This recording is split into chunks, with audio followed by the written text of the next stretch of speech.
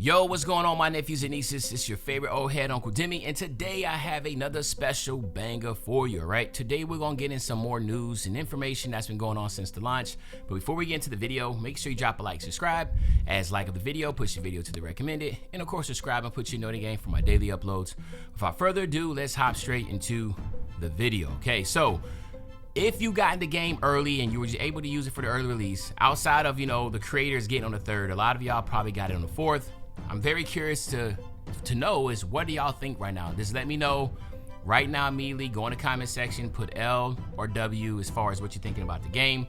And then we'll kind of leave it like that, okay? We still got a lot of, there's still a lot of, time for people to figure out their SIGs and all that before we start getting into it. But what I wanted to start off first is that NBA 2K is actually going to be having a showcase that's going to be coming on at 1 p.m. Pacific time, which will be 4 p.m. Eastern Standard Time for us. So by the time I release this video, it should be coming out really soon. But it says the launch showcase, which is going to be Tyrese Halliburton, Tyrese Maxey, Flo J. Johnson, which is from LSU.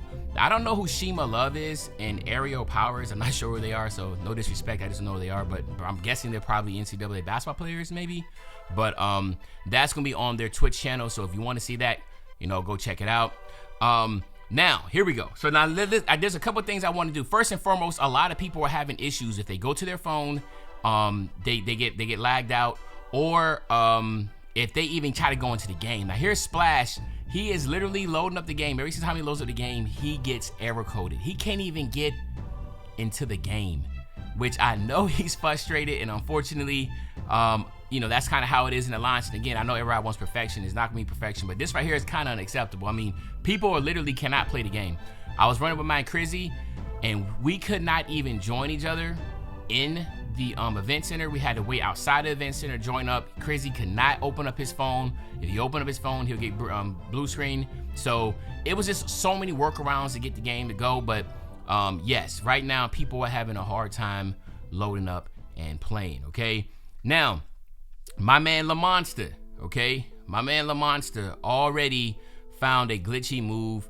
I guess he says the 2003 Russell Westbrook move, as you see right here, is back. He said 5 out is back, and as you can see, he's just been cooking with it. It looks like it's just a quick between the legs. It almost looks like James Harden, right, combo move from last year, which is Ja Morant's go-to signature shot this year. But maybe I'm tripping, I don't know. So I'm not really a sick dribble player, but as you can tell, he's getting easy buckets with it. So I'm pretty sure mine's gonna be dropping a video. And then of course you see Joe Knows with he had a video up there with LeBron James doing the little, throwing up signs and stuff, getting excited because Joe Knows is like, yeah, I'm definitely about to put that on. I don't know what it is, but I'm putting it on because obviously a lot of people have been having a hard time with the dribbling. So again, that is going to be put in. Now, I know other people have been asking about let's talk about Mike Wayne. A lot of people have been asking about, guy said, how come some people get the feedback next to their player and some not? Please explain. And Mike says, hey, you go to features, custom hub, shot feedback. By default, it's set to simple, which is that little text box that pops up as soon as you release a shot. If you want to see the shot feedback from past 2Ks, which is your distance, coverage, etc., you need to set visibility to user only or all shots, okay? So if that's what you want to do, which I did, I made sure I got that because I wanted to see how big the contest was and all that. This is what you need to do. Thank me later. For the ones that are not on Twitter, this is how you do it, okay?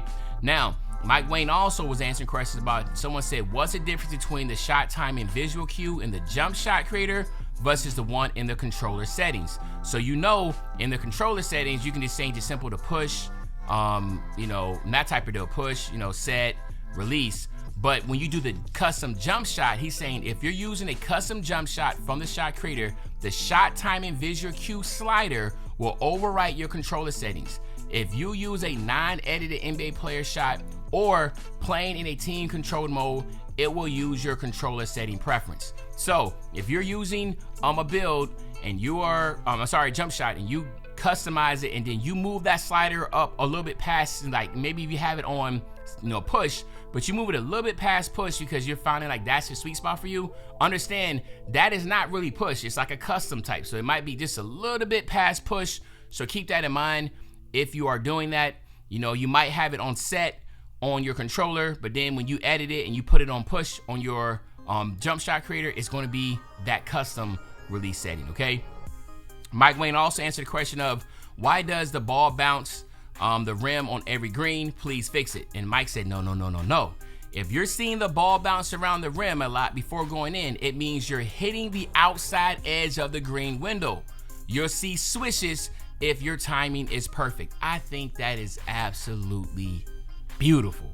I love it because it's another way of telling you like, yo, you're not really perfectly timing your shot. You're right there on the edge. So we're going to give you the green. It's going to bounce around the rim. If you get the swishes, then you know you're cooking with chicken and you are actually right, perfect smack in the middle of the green window. So I like that. I like that setting. I hope that does not get fixed because it's another, again, example, just another bit of data that you can pull from the game while you're playing live and understanding if it's hitting the rim, you're on the outside of the green window. If you're getting swishes, you're timing it perfectly, okay? Another question was, Balua, what is the chemistry and how does it affect gameplay or boost the team? And again, I see that chemistry meter right there when I'm playing the game. It's right below my takeover meter, and I didn't know what it mean either. And he says the team chemistry meter rewards unselfish play, assist, sharing the ball, good help, defense, etc. When it activates, everybody gets boosted in areas that further benefit team play. Think of it like a team dimer badge. And Lord know we need the team dimer badge because it's going to help boost your shoots and your shots and all that type of stuff in areas that benefit team play, which will be, of course, passing ball and assist. So like, passing the ball, your passing will get boosted, I'm assuming. The way that your passes are going to get boosted, of course, it will be like that dimer to help out so you can shoot better, because shooting has been pretty difficult right now if everybody's still on silver and bronze shooting badges. So again, that's a W. If you didn't know what the team chemistry meter is, but guess what? Now you know, okay? Then we have my man LD2K. Remember we was talking about those little dances you had, like the emote dances and signature dances where you can dance together? Well, LD2K, he posted it on Twitter, and this is him and his homies doing one of these synchronized dances that you can do. So I know a lot of y'all, especially the ones on TikTok, will have a good fun with this one, man. So I haven't thought of any ideas of what I can do with it, but I still think this is a W. So yeah, man, I like that. All right. And now I'm also, as I'm coming through here, we also have my man Hank the Tank. Hank the Tank said, listen, man, dribble on his tweet. And this is the video that he has up, and it looks like he ain't having any issues with pulling up, doing his dribble sigs. Like, you know what I'm saying? Him, Steezo, and those guys are going to be able to cook up. And as you can tell, his stamina bar is moving down, but it ain't moving down that much. And he looks like he's doing a pretty good job of figuring out that dribbling. So yeah, it's a whole minute long. I'm not going to play the whole minute, but I think this is actually pretty good to see that, again, you put in time and effort. And look at that contested shot he hit. Jeez.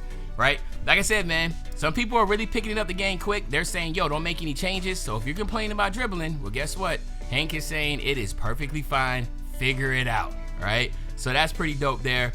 And then, of course, as we keep chugging along, I think the last bit that I want to show is my man Wolf. Wolf says a nice go-to move for big guards is Jarius Walker, which is 6'5" to 6'9". It only requires a 73 mid 3-ball. Use it before your dribble combos to create some space from the defender.